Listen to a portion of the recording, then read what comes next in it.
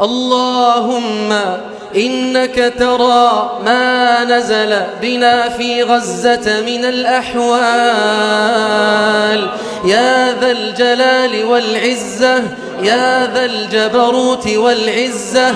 اللهم أعز أهل غزة، اللهم أعز أهل غزة، اللهم فرج عن أهل غزة، اللهم فرح أهل غزة، اللهم انصر أهل غزة، اللهم داو جريحهم، اللهم اشف مريضهم، اللهم اقبل شهيدهم، اللهم ارحم ميتهم، اللهم كفكف جراحاتهم وبرد آلامهم، اللهم واجعل لهم وللمسلمين فرجا قريبا يا الله.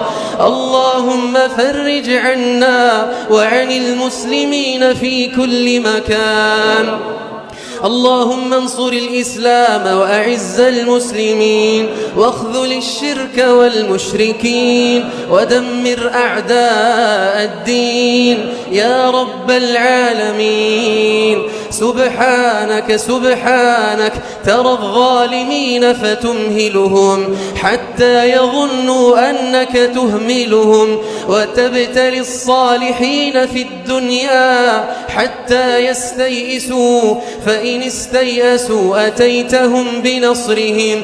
اللهم إنك تعلم أن جراحات المسلمين كثيرة وآلامهم كثيرة في كل مكان وفي كل زمان. اللهم فانصرنا على أعدائنا يا الله، اللهم فثبت أقدامنا يا الله.